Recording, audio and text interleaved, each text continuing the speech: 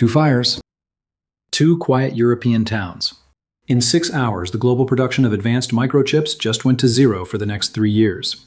Stay with me, because what these accidents mean, what they reveal about the most critical single point of failure in our civilization, and how this stops the production of everything from an F-35 to an iPhone, is the most important story of the 21st century. The event was logged as industrial failure. This is a vocabulary gap. The target was not a factory. The target was not a company. The target was the future. To understand the collapse, you must first understand the architecture of progress. For 50 years, that architecture was Moore's law.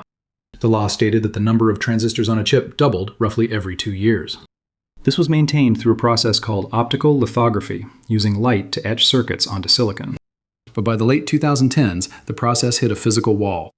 The wavelength of light was too large to draw the future. The solution was a technological leap of staggering complexity: extreme ultraviolet lithography. This required a machine that could generate plasma 50 times hotter than the sun. Let's talk about the machine. It weighs 180 tons.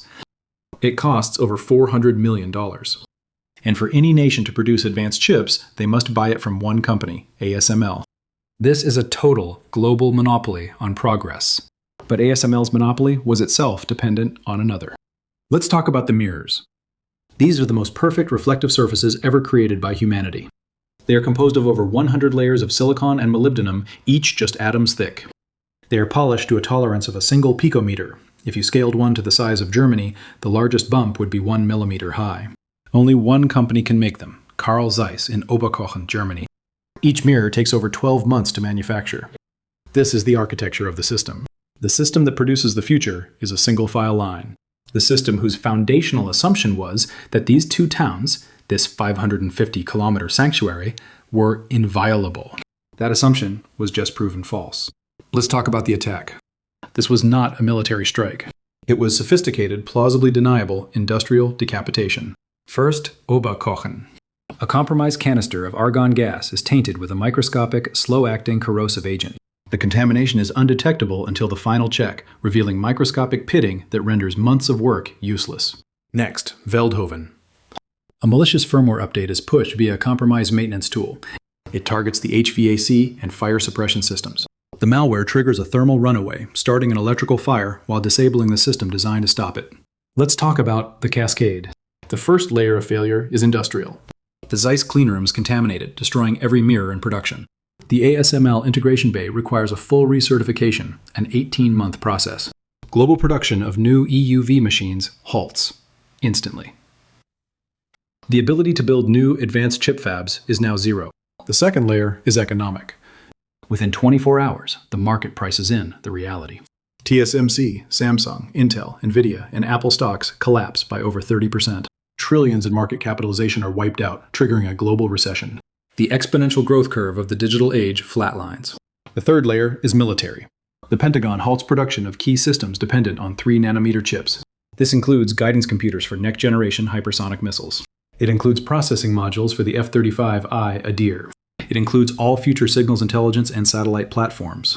The West's military technological offset strategy is fundamentally broken. The attacker has frozen their adversary's military modernization program without firing a shot. The fourth layer is geopolitical. The attacker, while plausibly deniable, achieves its strategic aims. They have been given a multi-year window to close the technology gap. The global balance of power is reset. Nations with existing EUV machines, Taiwan, South Korea, the United States, become fortress economies. Their installed base of roughly 200 EUV machines become the most valuable strategic assets on the planet. The concept of a globalized, integrated tech supply chain is dead. This is the structural revelation. The entire architecture of Western technological supremacy was a thermal bridge.